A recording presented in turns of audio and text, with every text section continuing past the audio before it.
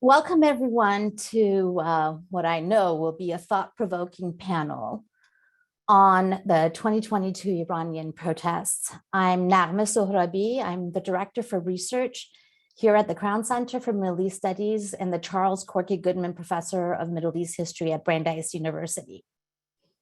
I'm delighted to be joined today by three fantastic scholars of modern Iran. And as a side note, let's say I did not have to beg and plead with them, which I thought I had to get them to take part, and I'm so grateful.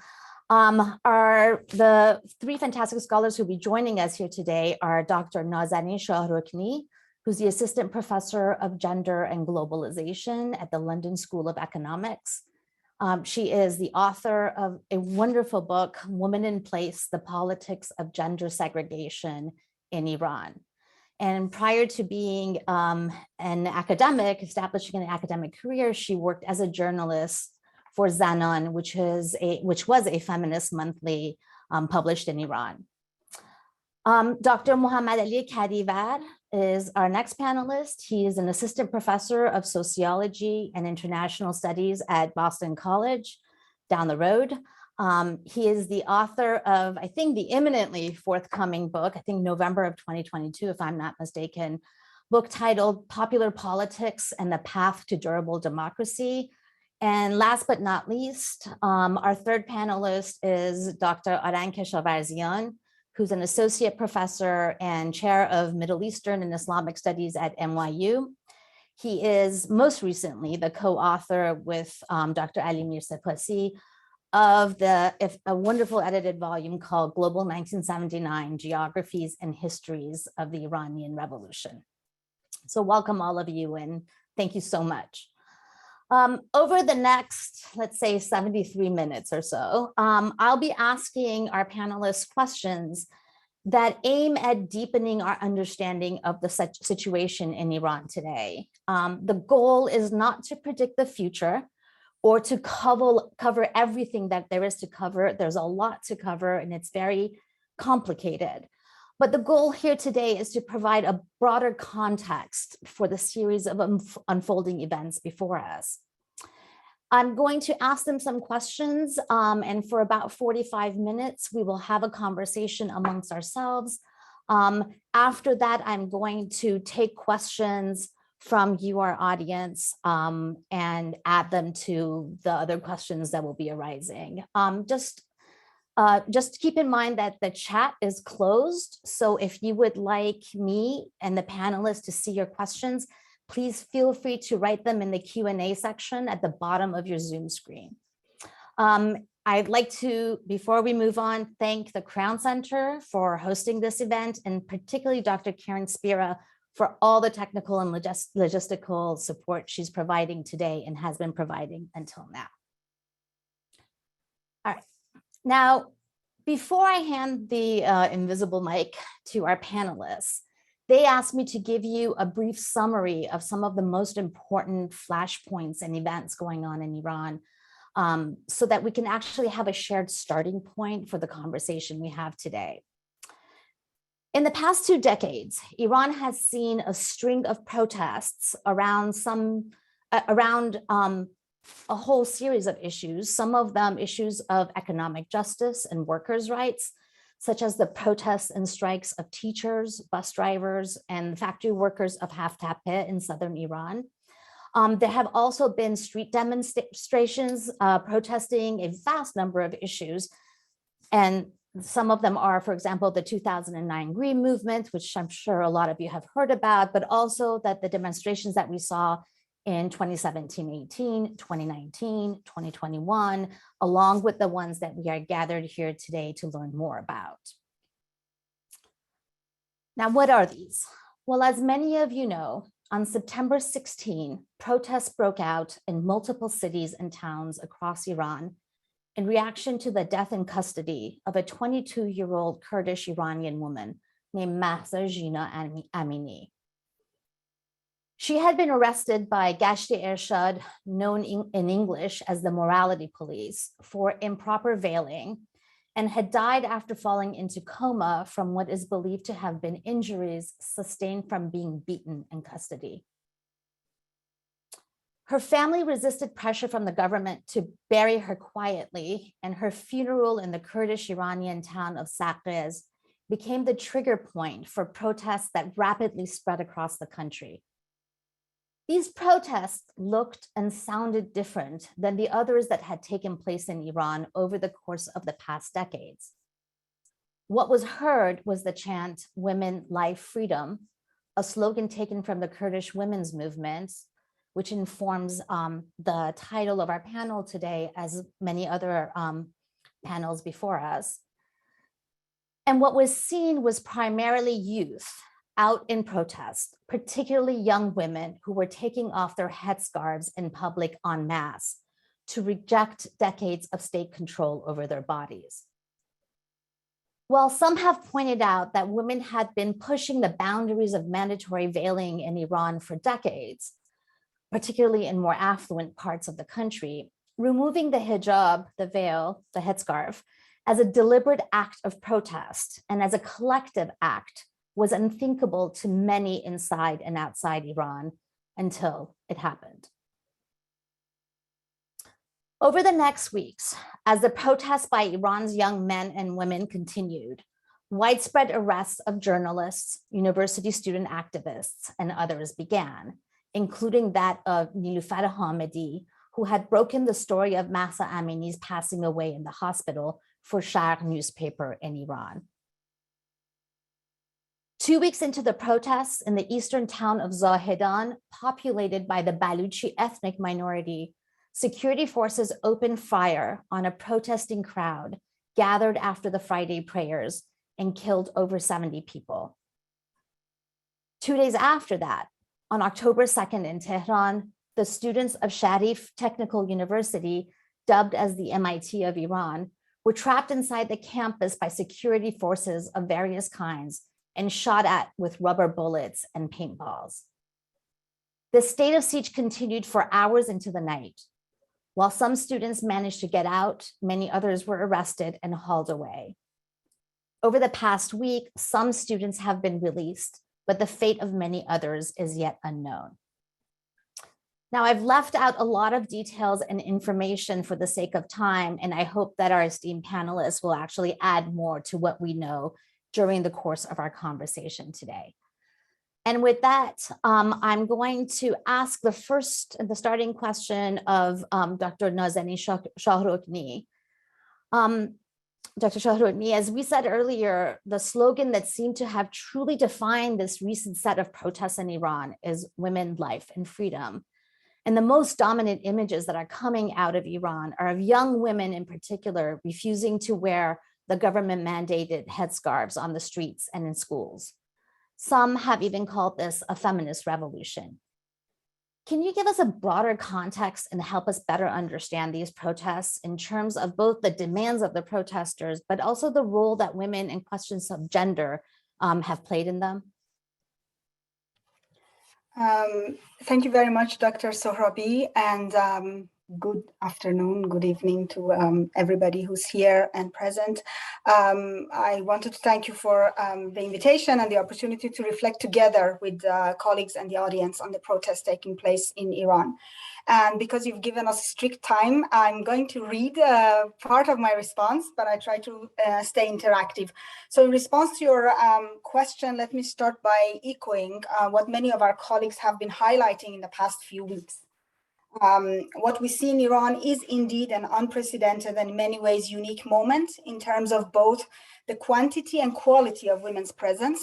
So as many of us here know, women have been active and present, and Dr. Sohrabi, you've written on this, in various social and protest movements, from those that led to the establishment of the Islamic Republic of Iran in 1979 to those of today. But even when they were visible, women's issues were not part of the agenda. Gender equality was not one of the items that made it to the agenda of the revolutionaries or the protest movements. In fact, women's liberation, so to speak, was relegated to a later time after society was to be freed from oppressive structures. During the current protests, women have, unlike before, taken center stage they have not been satisfied to take a walk-on role in the stage, to borrow from my one of my favorite Pink Floyd songs. But what I want to highlight here is the quality of their presence. The very slogan which you mentioned posits women's freedom as a prerequisite of, or at least central to, a free society, in contrast to previous mobilizations, including the ones that led to the establishment of the Islamic Republic, but also those, for example, of the Green Movement, where women were heavily present, but still women's liberation or gender equality was not central there. So in all those movements, what we see is that women's issues were somehow relegated to an afterthought. Very quickly, before I kind of expand or elaborate on the demands, I wanted to kind of get to the point about this notion of whether or not what's happening in Iran right now is a feminist revolution.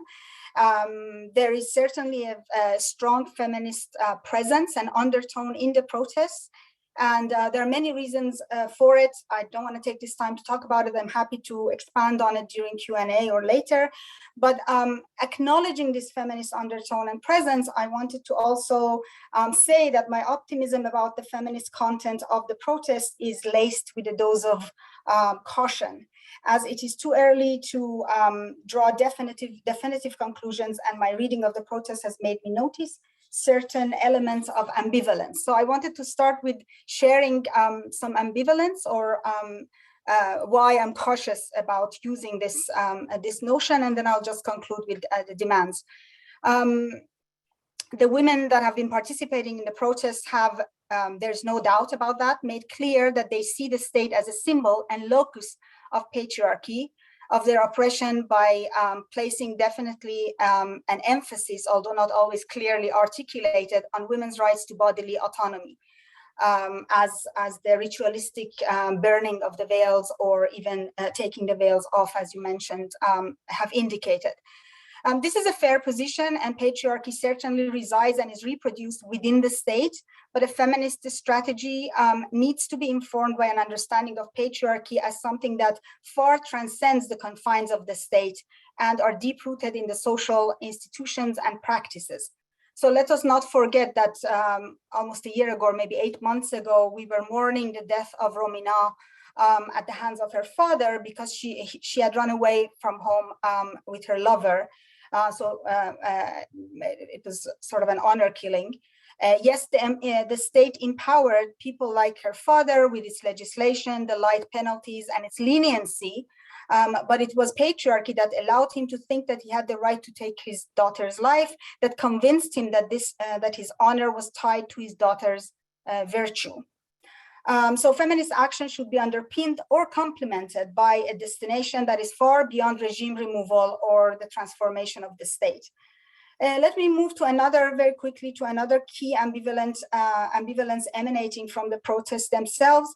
Apart from the slogan, the beautiful slogan that you mentioned, women, life, freedom, participants in the protests have also replicated some earlier slogans dating back to the Islamic Revolution, stressing revenge, killing, and often resorted to misogynistic slurs to disparage either the security forces and the Basijis, or even sometimes when they disagreed with the ideological stance of the protesters themselves. So the euphoria of seeing this outpouring of human emotions and aspirations in the streets should not blind us to the incompatibility of these phrases with the ethos of a feminist revolution or feminism as a moral standpoint. And then also drawing an anecdotal evidence and information, we see that in these protests, many male participants, I think recently I'm forgetting his name, but there was a soccer player who also highlighted this. Even those who acknowledge the role of women and their demands rationalize their own participation as protecting the actual bodies or the reputation and honor of their namus, literally their own women. This sense of protection of someone's possession, this echoes what I just said about Romina's father. So what I'm trying to highlight here is this, we might also be seeing, and we need to see how things unfold, but the one form of patriarchy against another. So the patriarchy of fathers, brothers, husbands, as opposed to the patriarchy of the state, or versus the patriarchy of the state. So it's a fight about who owns or who has the right to protect or regulate women's bodies. So, but another thing that I wanted to highlight and just get to the second part of your question in the 1 minute that I have is that I wanted to highlight that the protests are multifaceted and polyphonic, despite the occasional or frequent semblance of an elusive unanimity. I would thus see these protests as a key moment, the culmination and condensation of demands that have long and diverse, yet not entirely disjointed histories against the state oppression, corruption, economic mismanagement, fear, as well as the inscription of multiple forms of oppression on women's bodies. Despite these differentials, one does not need to look hard to see that women, the people protesting, are quite diverse. One can see perhaps for the first time middle and working class women and men, a youthful movement where older women are also visible. And the protest geography suggests that the center-periphery divide is less pronounced in this wave of protest as these have heavily spread. In this diversity, one can discern a clear vocal feminist presence, both in the streets and in cyberspace, or particularly in cyberspace, represented by activists who've been working on the ground, some connected to broader transnational networks and circles. For them, there is a clear call for gender equality, for women's bodily autonomy and integrity as a crucial precondition for a free society. But not all women protesting have clearly formulated feminist demands. Many also belong to a generation that has not experienced an active and vocal feminist movement, as women's issues and activism have been highly securitized in the past 2 decades. Some of these, I hope, are feminists in the making. Others have less focused or clear concerns, and they're performing their rage not with a clearly articulated demands or outcomes. And although not all protesters have the words to articulate this, their participation is a cry for recognition, for dignity, and for more space. But I do think, and this experience has transformative effects. In other words, as I said, I can see feminists in the making. But what I want to highlight here is that 2 things. One is that a lot of what we're focusing on is the protests in the streets, the public face of patriarchy. Whereas I think that from what is intimated to us by our friends, relatives, and people in the street, there is another revolution and protest taking place as well, and that is inside the homes, inside the family homes. And I want to say that this protest or this revolution has been happening, had started long before what we see in the streets.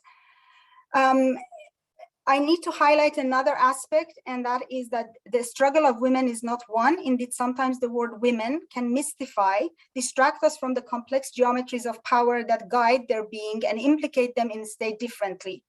Although the control of women's bodies is a universal experience, their bodies are not only gendered, but are also classed, ethnicized, localized, structured by center-periphery differentials, and the list is extensive. And this gives rise to different needs with different urgency and intensity, different constraints, perils, and potentialities.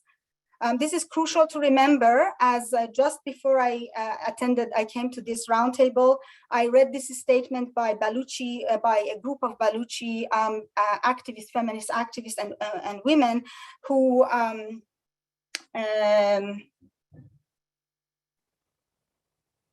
who had highlighted actually in their very eloquent statement their position at the center of intersecting multiple forms of oppressions: pain, poverty, discrimination, unemployment, insecurity, and the list is long.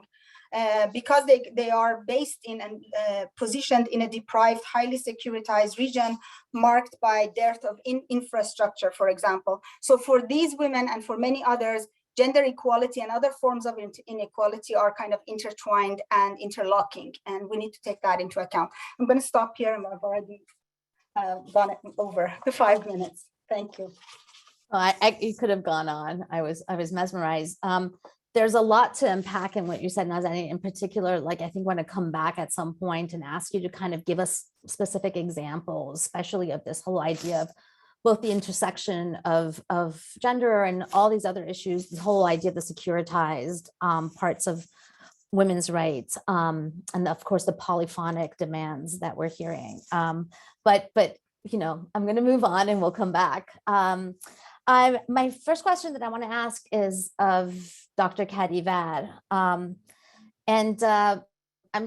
just thinking is that, I keep getting asked a lot, okay, so is this a revolution? And we were joking before we went on about, people ask me, so when is the revolution going to happen? And, I was saying I'm going to give a random date and see how that goes for me.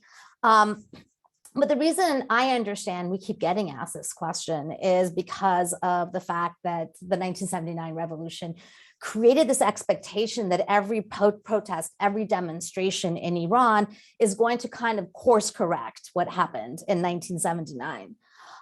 But to me, there seems to be real differences in the demographics of the revolution. And I think Dr. Shahrokni actually began to kind of sort of address that issue. And not just in the demographic, there seems to be a real difference between the demographics of the 1979 revolution and then the demonstration protests that were subsequent to it, particularly the ones that I mentioned earlier in the 21st century. So can you talk a little bit about this issue, about the demographics of these protests in a broader context? And talk about who's taking part, is there a generational divide? We hear a lot about generations.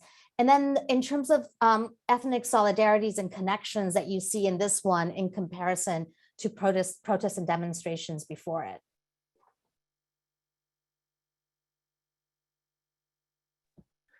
Thank you very much for having me on this panel. And thank you for the great question.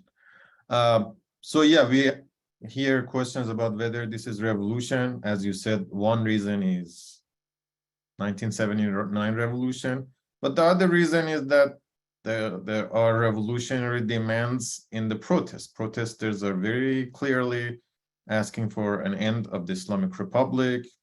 They say death to dictator, death to Khamenei, death to the clergy. This is the last message. Our target is the entirety of the regime. There's so many slogans. This is very clear. And there was one very even, I think, interesting one that was responding to this question in one of the universities that was saying, this is not a protest anymore, this is a revolution. So it's not just observers and scholars who are debating this, protesters are taking a stance here as well. So as the conceptually, how can we understand this or conceptualize this? I would say I think two concepts apply here, and I explain each. One is a social movement, a protest movement. The other is a revolutionary episode. A revolutionary episode is a period of time when a mass of people, a group of people, thousands of people take to protest and they demand major changes in the political regime or in the government. This has happened over the last 3 weeks. This also happened in 2017-18 and 2019. Most revolutionary episodes don't expand, don't gather as many participants to become much larger, and they just get repressed and failed. So we do have a revolutionary episode here. We don't have, to use a couple other concepts, a revolutionary situation when a large segment of the population of the country are demanding change on the ground. Iran has 85 million people. From videos I've seen, I would say the scale we are observing for people who are on the street or that have gone on a strike is tens of thousands at most. I will have a more accurate estimate because with my students, we are collecting all of these videos and making estimations, but just from what I have seen. It's much smaller than even the raw number of people that participated in 1979. I think we should not let the videos deceive us. We see these videos and people are in there and we think that there are like masses of people, but there's a difference between tens of thousands, hundreds of thousands, and millions. For a revolutionary situation in Iran, there should be millions of people taking action on the ground, not just sending hashtags and like tweets, because what they want to be changed is outside internet. Internet matters if it leads to changes outside internet. And then a revolutionary situation can lead to a revolutionary outcome when the armed forces take a neutral position or defect to the part of the revolution, and then we see a transfer of power. We are far from that situation. But I think one difference we see between these last two protest episodes in 2017, 18, and 19 is that there is a broader social movement here. Now, some of the people that have been killed, they have their own Telegram channel that we can read and see what they have been thinking about. There was a very elaborate account of the protest written by one of the feminist participants that was very interesting.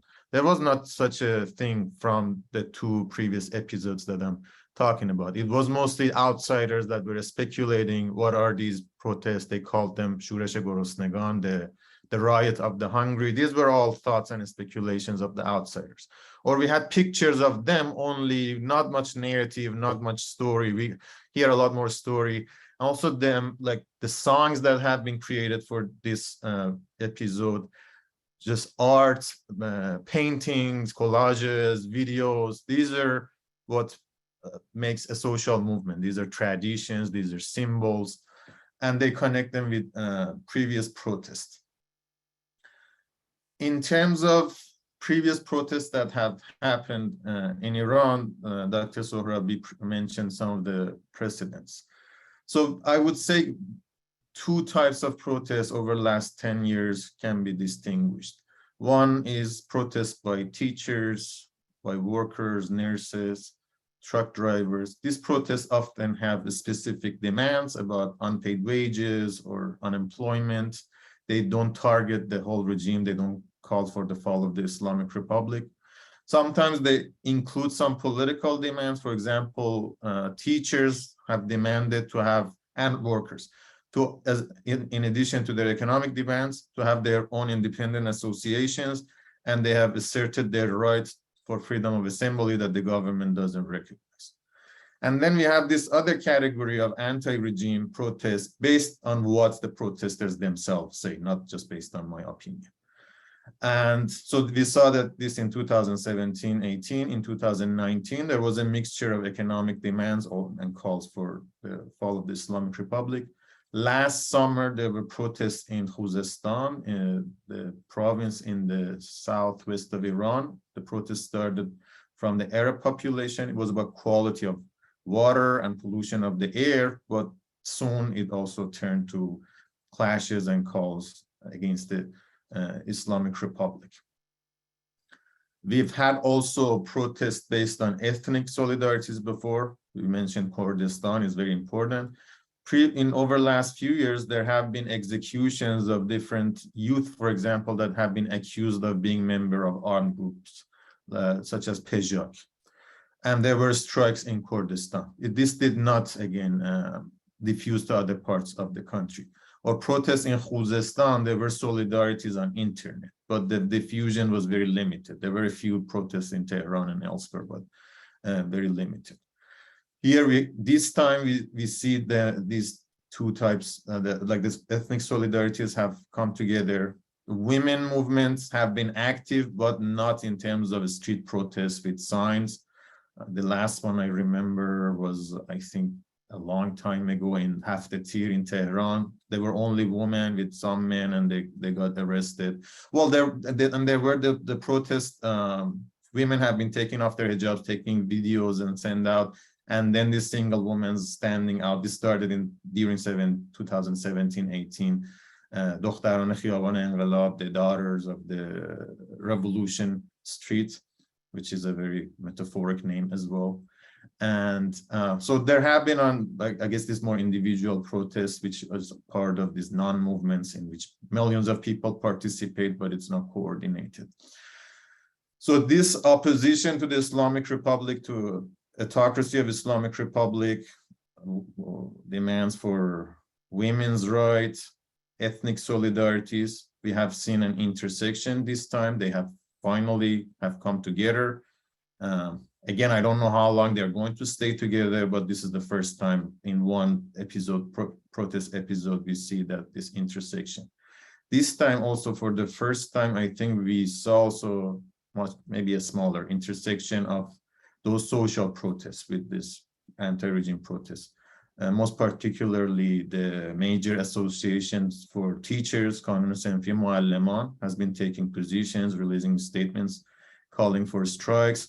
The syndicate for bus drivers of Tehran, which is one of the older syndicates in Iran. These are independent syndicates that are not recognized by the state and they have been repressed. They have taken position. The syndicate of Haftape in Uzbekistan also, they met with the family of Mahsa Amini. In 2019 and 17, 18, I think they only released a statement later. They condemned the violence, but this time the teachers at least actively have been participating.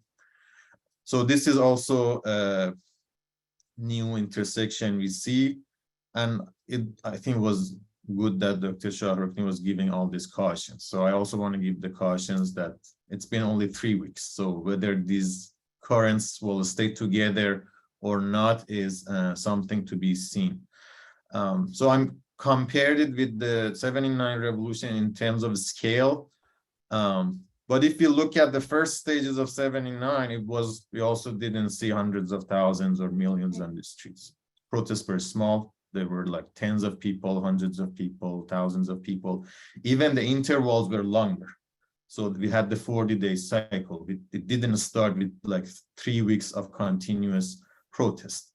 It's hard. I mean, it's impossible, I think, at this point to say where this is going to go. I think last few days we have seen fewer protests, but protest has spread into spaces such as high schools and universities, and those sites have potential for, I think, both just education for these school children. These school students are learning about all of this new stuff. I just saw that some of these students in Mahabad have been spreading pamphlets calling for protest. I mean, that region, I mean, Kurdistan has a long tradition of protest, so it's less surprising. But if we see something in other cities that don't have that type of tradition, that would be surprising. So it's early to call where this is going to go. For now, I think we can compare it in these aspects. So Thank you. Yeah. We're next going to turn to Dr. Keshavarzian, whom I'm sure also going to give us a note of caution. But I want to build up actually on both what Dr. Shahrokni and Dr. Kadivar really beautifully, I think, have laid out the scene for us and shifted a little bit to the question of socioeconomic aspects of the demands. We keep talking about the multiple protests of the 21st century. Dr. Kadivar mentioned them in particular, but for example, when we think about, let's say, the November 2019, known as Bloody Aban, Bloody November, when at least 300 people were killed in protests that were triggered by an abrupt increase in gasoline prices. So most of these protests, I think with the exception of 2009, were understood to have had some kind of economic basis for the grievance, or at least the economic situation seemed to have played an important part in them.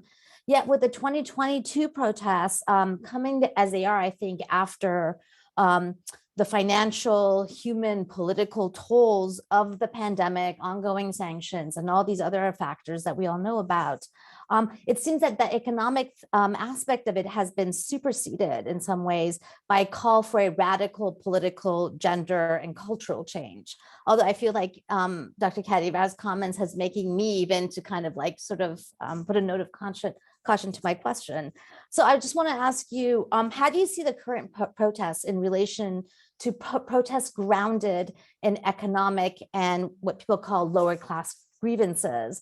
Are these current insurrections, as some initially at least believed, to be a departure and protest of educated elites? In other words, are they merely middle class protests?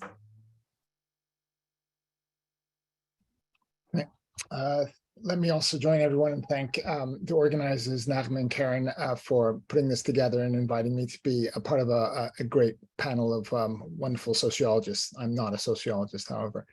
But I think I'm going to reiterate some of the points already very thoughtfully put out by Nazanin and Ali. So I'm going to repeat some of the things, but hopefully you'll be able to glean some new insights as well. Look, this question of these protests being a middle-class protest, or are they merely middle class? I've heard it too. People that are more cautious, skeptical, have wondered this, have posed these questions to me.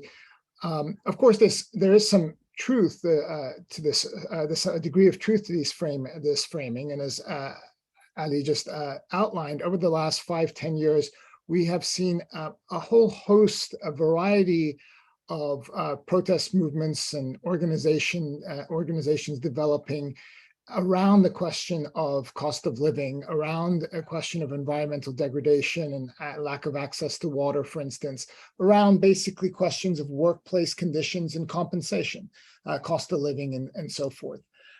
This has included a very broad spectrum of workers, oil workers, bus drivers, but also teachers, farmers, nurses, pensioners as well, an important group that have almost regularly at various places and instances around different financial institutions have taken their demands. So these protests have been centered on work sites, small and medium-sized towns, what we sometimes call peri-urban kind of fringes of larger cities, and not the downtown center. So, you know, when the geography kind of matters a little bit. So they've been in these sorts of areas.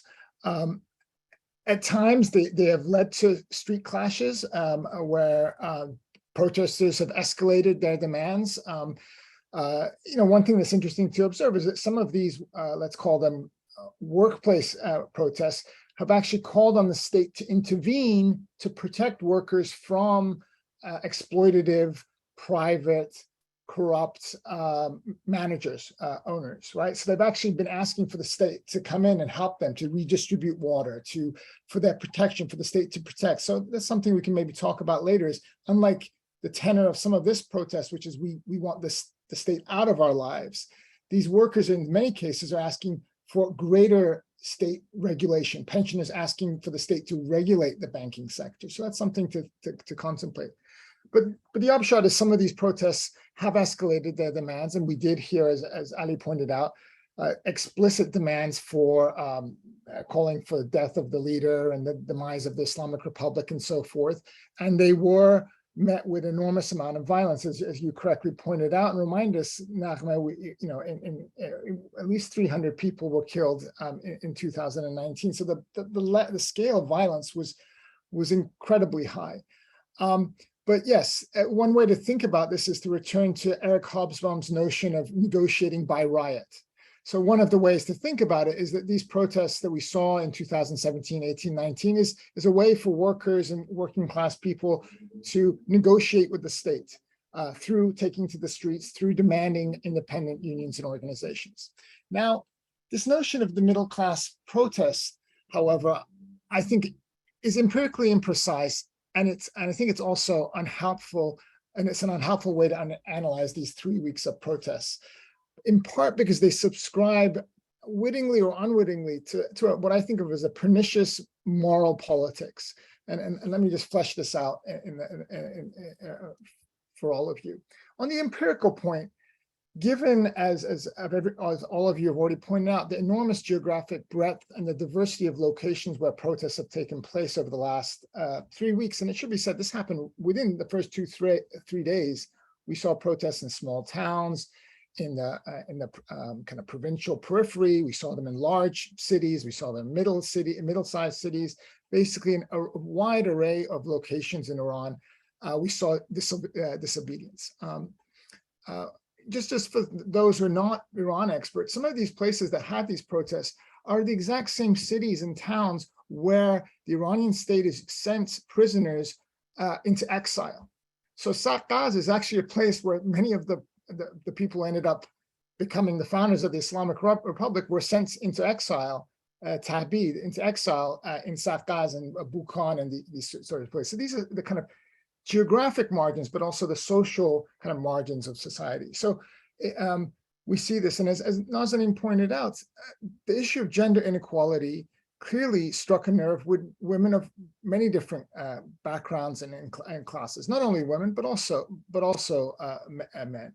The issue of mandatory veiling is a controversial one and is an important one, but it also symbolizes patriarchal domination in the court of law, in the education system, in the job market, in cultural institutions such as film sets and so forth, but also, as Nazanin very importantly pointed out, in the family, right? It's not just the realm of state and law. So the profile, and when we look at the profiles of the young women who have been killed and imprisoned, we can see that they come from many different walks of life, from very different backgrounds, from more small towns, from Karaj, kind of satellite towns. These are hardly elites or exceptionally kind of middle-class sorts of people. Now, even if this wasn't the case, that these were what are quote-unquote middle-class people, a lot of this analysis to me misses a rather basic point about Iranian society in 2022, and that is that by many measures, Iran is a middle-class society. 3/4 of Iran is urban. Women between the ages of 15 and 30 have a literacy rate approaching 90%, and they've had so for over 15 years. Women marry later in life, they have fewer children, and they expect equal relations with their spouses. In short, Iran is a thoroughly middle-class society in terms of basic sociological dimensions, as well as expectations and norms that people have, even if their economic power, in a sense, has declined in recent years due to mismanagement, corruption, sanctions, and all sorts of things. Finally, I just want to point out that the very concept of middle class, the way it's used, is problematic. In certain circles in the West, when people use or raise the term middle class, what they're really saying is that, well, these people aren't really authentically Iranian. They're suspect. These are not the true Iranians. In the Iranian context, however, the concept of middle class, it also, partly because of the legacy of the 1979 revolution, is also tainted. There's a belief that those that are part of the middle class are somehow beholden to the state, on the payroll of the state, direct or indirect recipients of rents, state handouts. As a friend recently reminded me, there's a moralizing politics where labeling someone middle class is to treat them as somehow questionable, suspect, as duplicitous. This is because the accepted oppositional narrative in Iran is that the middle class is disappearing. They've been crushed. They've all been pauperized and impoverished by corruption and international sanctions and inept governments and so forth. So it's important to understand that the political work that's being done, or by labeling these protests as middle class, and therefore implying that they're not popular, they're not authentic, and therefore they won't be inconsequential. And I'm glad you asked this question, because I do want to think about caution about these sorts of labels we use, because they are ultimately political in nature. Thank you. All right, so we got rid of the caution section of today's panel. Now this was really great. And for those of you who don't know, Arang is my guru, and if he calls everyone by first name, I'm going to do that too. It was really hard calling these wonderful people who I've been in conversation with and know Doctor, not that I don't have the respect, but they're great. So I'm going to move, we have a lot of questions. I know I have more questions that I was going to ask you. So I'm going to try to combine my questions with some of the questions that we have from our audience, since we have not a lot of time left. I want to start with another question for Nazanin. And the reason I want to ask this question is just so that I can read the opening quote of her book.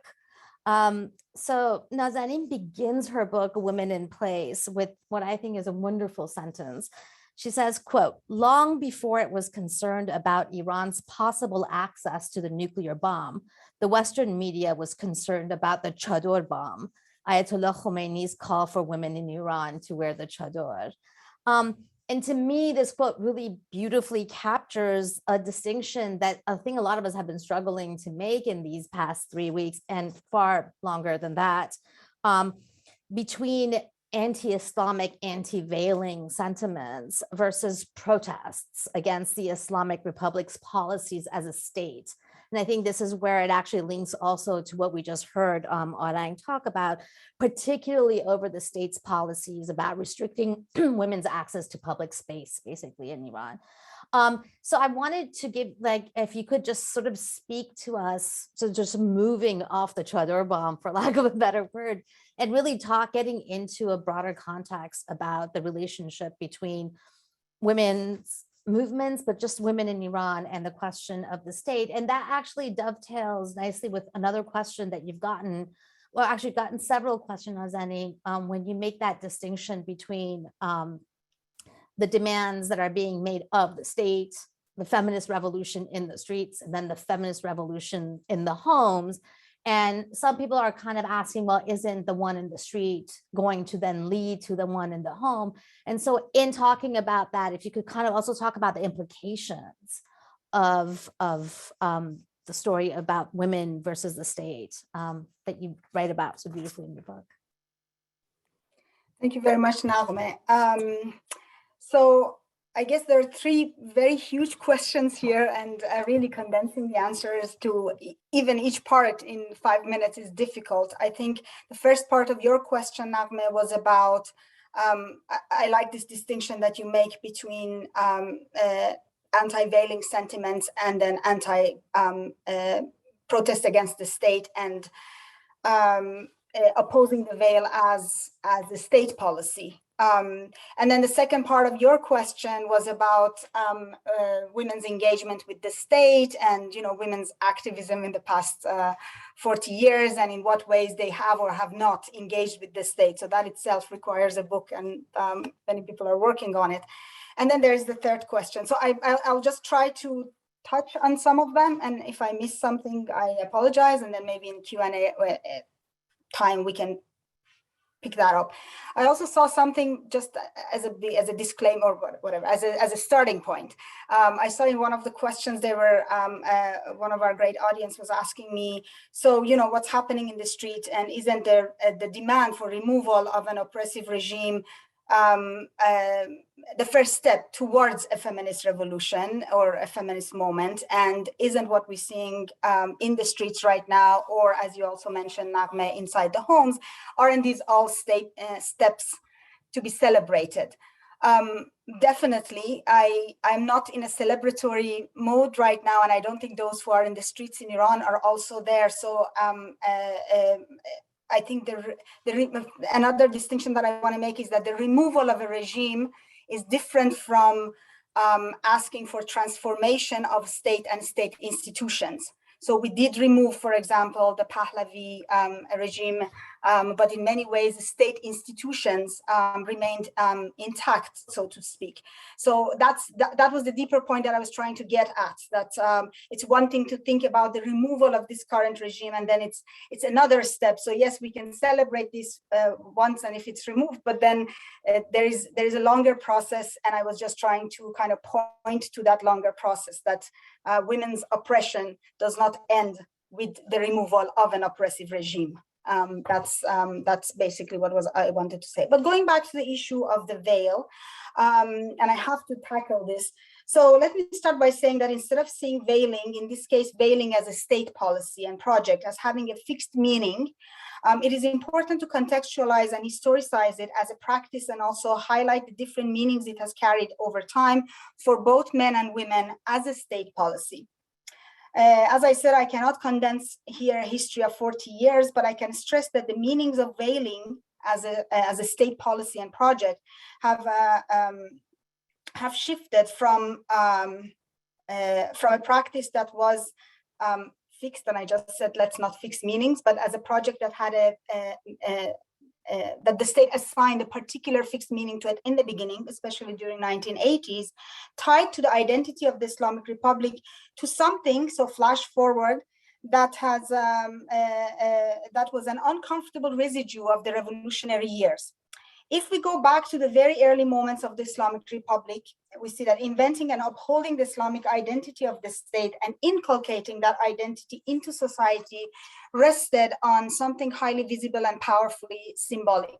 From its point of inception, the Islamic Republic linked its Islamic credentials to mandatory veiling and what I studied in my book, gender segregation. And by doing so, it produced a set of ideological and practical contours that shaped and defined its identity, but also limited the state eventually itself. So all of these policies became nuisances that the state had to deal with somehow, and had no escape from. Even when the population it sought to govern, or especially when the population that it sought to govern grew tired of it, allergic to it, and wanted to do away with it, the state could not do that, and still cannot. I mean, they're at the verge of a breakdown, and they cannot still get rid of these contours and practices that they set as part of their identity from day one. This led to what I would call actually the way they dealt with this crisis, the veiling crisis, just as the way they dealt with the gender crisis of gender segregation, is what I would call the messiness in governance. So the state, facing this public aversion and increasing dissatisfaction, and there are polls that were solicited by the conservative parliament itself, the Strategic Research Center of the Parliament, that shows that 50% of the population, or up to 50% of the population, oppose compulsory veiling. That means that the part of the population that is practicing Islam, and maybe even dons the veil out of choice, they're also against compulsory veiling. So in its attempt, the state to justify, redefine, reconfigure veiling and gender segregation, the state has been undermining its own fundamentals and effectively rendering governance a mockery, a farce, and opening up the possibility of doubt, criticism, and revolt. So I want to highlight the messiness of governing, the inconsistencies or paradoxes created as the state attempted to govern or to navigate around these two policies. The process of implementing these policies, however, have not been driven by a clear methodology. It has not been smooth, has countered setback, and has relied on trial and error. So here is the situation in Iran. There is inconsistency in the way the veiling is implemented, and it has constantly been shifting. So, for example, back in the 1980s, when I was actually in Iran, and even up until early 1990s, black, dark blue or navy blue, brown, and gray were the officially accepted colors for women's attire. But then later in the 1990s and early 2000s, fearing society's depressive mood, the state made it mandatory. This is under Khatami's first administration, and then also followed up on during his second term. They made it mandatory for elementary school kids to wear cheerful colors. So pink, yellow, white were added to the palette. And for those of us who grew up in Iran, we can remember that suddenly on TV, we could see TV anchors coming on screen with their chadors, but even chadors started becoming colorful. So we saw like a change in color. All the headscarf they were wearing under their black chador became yellow, pink, and all sorts of cheerful colors. But it's not just that. I also want to highlight what one would call the uneven geography, but also temporality of the enforcement of veiling. So the presence of morality police in some areas more than the others is a clear indication of this, as is the frequent joke one could hear in the streets and also in conversations on taxis elsewhere, that when the state faces difficulty, for example, in nuclear negotiations or around sanctions, it shifts its punitive focus on veiled women. So for those Farsi speaking, it was like معلوم نیست باز کارشون کجا گیر افتاده که به زنها هجوم آوردن تو خیابون. This was a joke that you would constantly hear when there was this sudden or intensification of the presence of the morality police. Another thing is the unevenness of the application of punishment, as this was determined, for example, by negotiations by the van. So if you were not properly veiled, just as we heard about the, or deemed not to be wearing the appropriate veiling, you would be taken inside the van. You would be taken by the morality police, and then the idea was to take you inside the van, and from the van, they would take you to, in Tehran at least, they would take you to Wozara detention center. So a lot of the application of punishment depended really on negotiations by the van. So it depended on the officers that you would actually get. Inside the van, there was also negotiations happening. Inside the detention center, there were a lot of young women and girls crying sometimes, just call my parents, let them come here. Sometimes they would release you upon signing a bail statement saying that you promise not to be poorly wearing the veil so poorly next time, and they would let you go. And of course, if one wants to go back to the 1980s, there was lashing, and then even in recent decades where some people could get away with it by negotiations in the sites that I mentioned. Some would also end up staying in the detention centers, being kept, and then punished by the police. The very recent, just this past month, just a few weeks before the protests broke out, there was this discussion about shifting reducing the gravity of the offense of not veiling or veiling poorly, and redesignation from a crime to a misdemeanor. So you see a lot of back and forth happening within the state. The opposition to veiling as a compulsory practice has also undergone changes and taken different forms, beginning, of course, with what one of the things that is to be celebrated, as someone asked, is actually that we're now revisiting history. So a lot of the moments in our history that were kind of marginalized and pushed under the rug are now coming, or under the blanket, or whatever the expression is, are now kind of, people are reading about it. So there is now a lot of interviews and writings about the women taking to the streets immediately after mandatory veiling was announced in the March of 1979.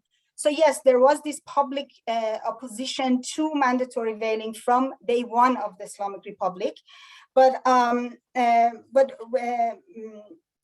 within the regime, but there are both official challenges to compulsory veiling have happened both through official channels, but also unofficial channels. So within the regime, tensions over compulsory veiling have been present from relatively early on, with those who insisted on policing and disciplining women, and others that believed in deploying the state's soft power, convincing and encouraging rather than forcing the veil.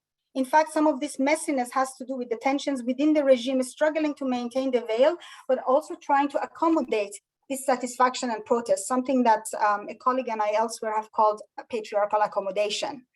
Opposition within the state also on occasion took the form of breaching official dress codes. So for example, when the reformist member of the parliament, Elahe Kulai, went to the parliament without her chador, but with her headscarf. But also other actors within the state.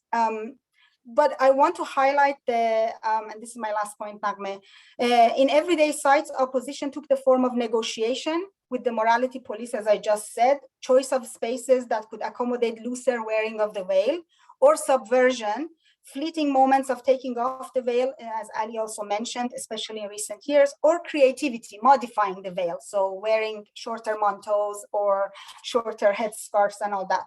But the compulsory veil remained a key element of state policy, even when that very state confronted the realization that this was an untenable demand. Shall I stop?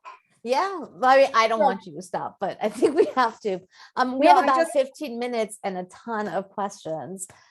Just letting everybody know, keep your questions coming. I'll try to put them all together, but if we don't get through them, the panelists will receive your questions and they can be an offline conversation.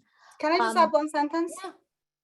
So I just wanted to say that for many at this point, again, and maybe another controversial point, this breakout of protests and this younger generation that's in the street, it has come as a surprise. I think if you study the history of women's movements in the past 40 years, you will not be surprised, because it's a history of actually women's movements and women's activists trying very hard to work with the state, even within the state, but then eventually bypassing the state, approaching organizations like FIFA, Amnesty, and all that, but eventually then just getting completely disillusioned by the state and confronting the state.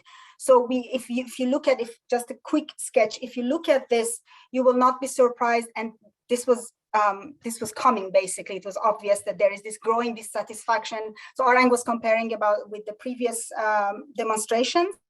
I think that also is the case. People just got frustrated and tired of dealing with the state or demanding things from the state. So now we see a complete request for a disengagement from the state and also dissolution of the state, of the regime. Thank you. Thank you. Okay, I'm gonna again take my questions and make them with other people. I'm gonna actually move to Ali, and then I'm gonna give Arang the last words. Ali, as you know, I was gonna ask you because in your recent book, in your forthcoming book, you talk about the Arab Spring and you talk about sort of democratic mobilization there. And so I was gonna ask you, as you know, a question about how to think about this whole idea of are we looking at leaderless revolutions now? And I want to combine that with one of the questions that was directed at you about the comments you made about Twitter.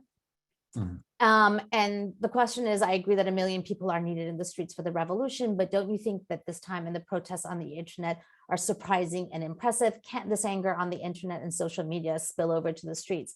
To me, these are connected because we start thinking about and writing about leaderless revolutions in the day and age of social media. So I was wondering if you could, in about a couple of minutes, answer this really big question of is the fact that these movements are happening really on social media not matter? And do they not matter in the form of the movements and our expectations of what these democratic mobilizations look like?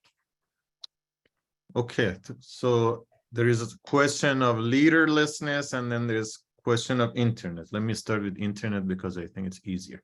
So I don't think internet doesn't matter, but for the demands that these protesters are making, internet matters if it leads to action on the ground, on the street, in the workplace, in schools, in universities, and so on. I don't think people can just ask for the removal of Islamic Republic on Twitter and then they say, okay, we're going to leave because the hashtag is trending, millions of hashtags.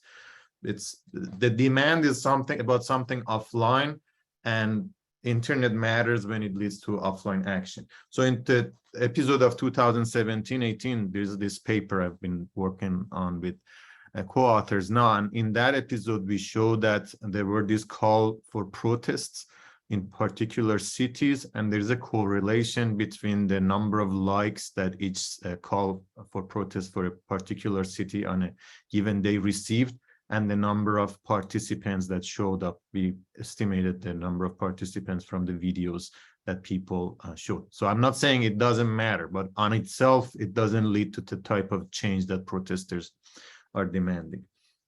In terms of leaderlessness, I think there has been this idea that for revolutions to succeed, there should be a vanguard party. And in Iran, we also have this sort of idea, again, because of '79 revolution. Khomeini clearly was the leader of a revolution at the top. In 2009, also, Mousavi and Karoubi were the figureheads of the movement. So we still have this idea of what are the leaders? This movement doesn't have leaders. Now we know more and more that, who was the leader of the Tunisian revolution? If you're looking for particular individuals, we don't find those particular individuals. For the Egyptian revolutions, we also don't find them. For Ukraine, maybe we can mention the candidates, the opposition candidates that they were running, and then they became president later. But this is becoming more common, and one part of it is the mobilizing effect of digital media and internet that helps movements to mobilize very quickly in matter of weeks. So it's taking, revolutions are happening the revolutionary episodes are becoming shorter and shorter. '79, it took about a year from where the protests started on the street to the fall of monarchy. In Egypt and Tunisia, it was about a month. In Ukraine, similar, 1 month, 2 months, 3 months. So part of it is digital media. In the stage from the beginning of the episode to the fall of the regime, I think these movements can go without leaders. Major problems starts when the regime collapses, because most of these movements rely on what in political science are called negative coalitions. Negative coalitions in the sense that what all these people or groups agree on is that we want this regime to be gone. There is not as much consensus about what to be replaced. And as soon as the old regime is gone, the rationale for consensus and coalition is gone and disagreement starts. This was the situation in both Tunisia and Egypt that I have written in my book.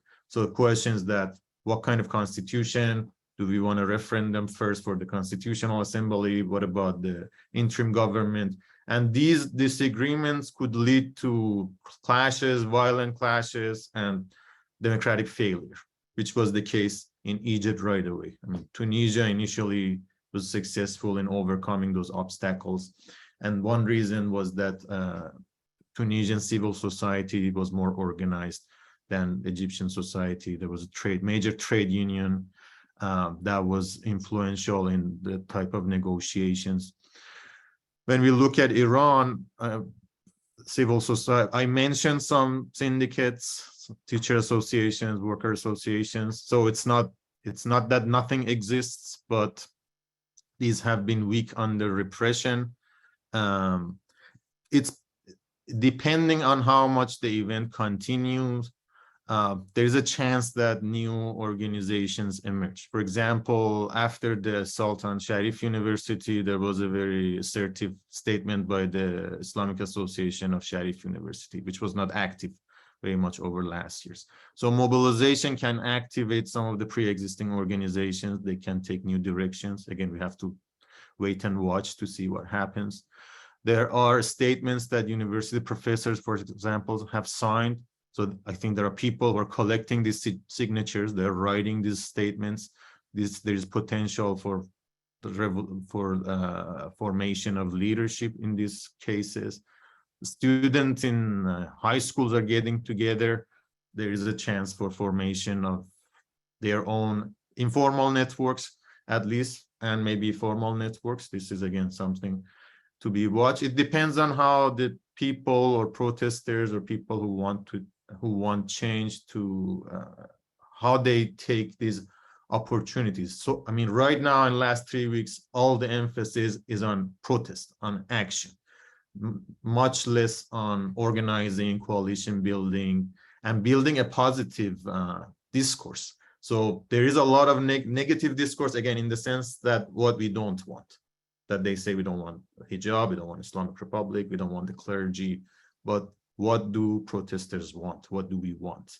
I think it's even though those previous movements I mentioned succeeded with negative coalitions, but from studying those, I think it makes more sense to have a more long-term plan. Even though we may come with disagreement, it's better to have these disagreements now than later. And point of optimism is that comparing with 79 revolution, there are more discussions, there are more caution. I mean, there were cautions on this panel, but I see on Twitter, some people are angry. Some other people say, why are you so angry? Why are you so exclusionary? Are we repeating 79? We all have a Islamic Republic within us, controlled the Islamic Republic within you. So angry voices are loud, and it's obvious the government commits violence, and this contributes to the anger, but also hear voices of caution. And there's also a lot of, like, some people are looking for individual leaders. I think what can be useful more is to think what are the qualities a leader or leadership can have, and what are our expectations from the leaders. Leaders should be able to bring people together, to make connections, not to be inciting divisions that we see from some of the more popular people. The leaders should provide a discourse that not only talk about grievances, but also gives hope and talk about a future, like hopeful future. Leaders should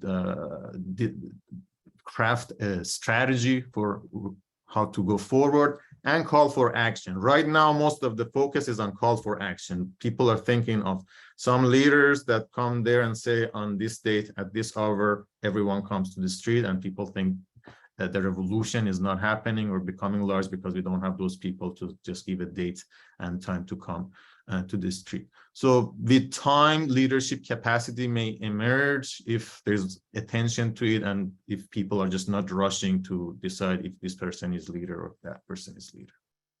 Thank you. Arang, for the last question, I'm going to throw you a curveball. I mean, one of the questions that is asked here is about, to what degree do you think what's going on has anything to do with the fact that Iran is in a political transition? Raisi being the kind of president that he is, all the rumors going around about what's going to happen if Khomeini dies, when Khomeini dies, and all of that. So I know that we talk a lot about, there's a lot of these stuff going on, especially in the media, but I want to ask you the last question by having you think with us about, we talked about the social movements on the ground, what the students are doing, what the women are doing, but I'm just curious to see if you think the specificity of these protests in this moment is also connected to where the domestic political scene is these days. Is the transition to a new leadership a factor in this? If not, what are the other factors from the political aspects, from the government and the state, that have shaped this moment to be what it is?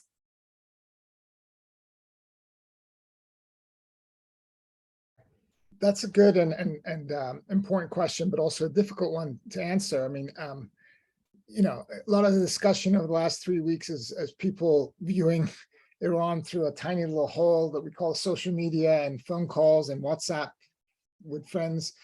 And then it becomes even harder when you're trying to analyze the Islamic Republic and its very complex and ornate and opaque structure from far away.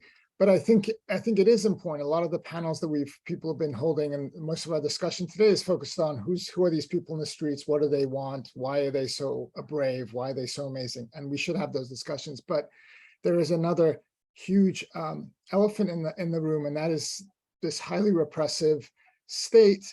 It's not just repressive. To underline, I think, a point that both Nazanin and Ali very eloquently made is it actively has disorganized society. Right. This is what to me is what's important about to remember about authoritarianism. It actively prevents organization. Right. So we have all of these grievances that we've been talking about for the past hour and a half. We have even attempts by people to build associations around sectoral demands about specific issues by their neighborhoods and so forth.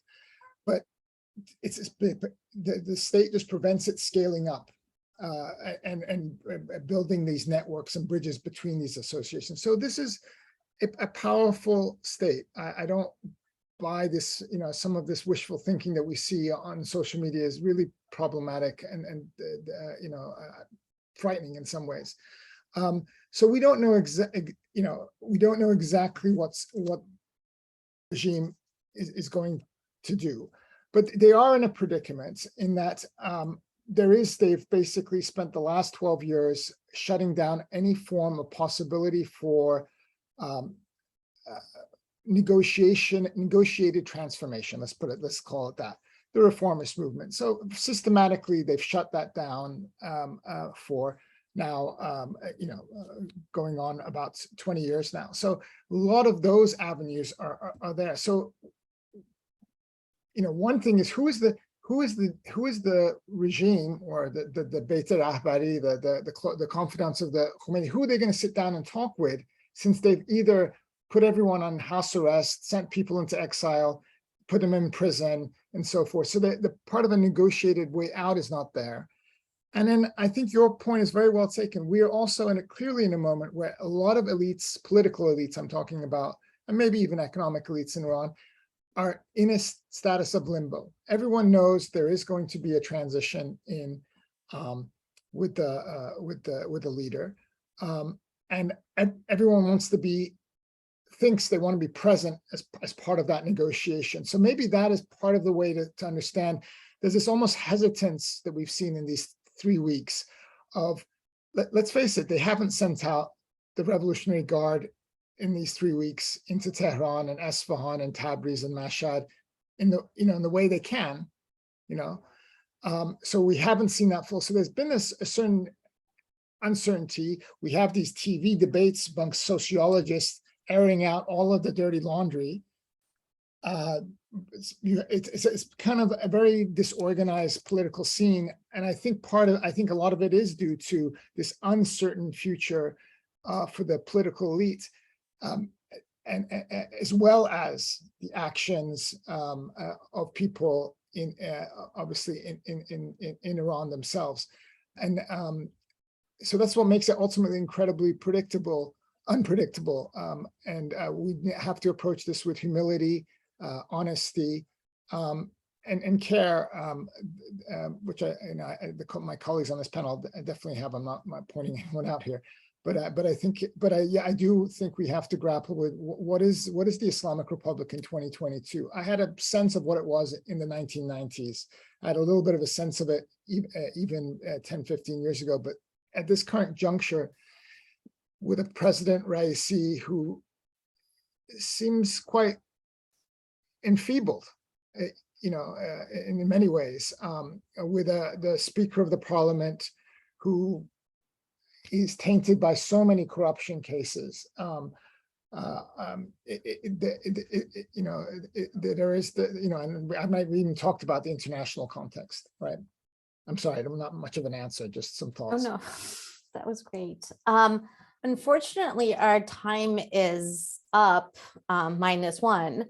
And in retrospect, I think we should have just scheduled like a 3-hour session and kept you guys here. I was reminded as you guys were talking that I always tell my graduate students that the most important thing that you can do in your career is to surround yourself by thoughtful, kind, and generous friends and colleagues. And the conversation today kind of shows the benefits of doing that. I am so grateful to the three of you for coming here, for sharing your really unique insights into the events that are ongoing in Iran. And I want to thank all of you who attended. I'm sorry if we did not get to your questions, but we will convey them to our speakers. And please, join us.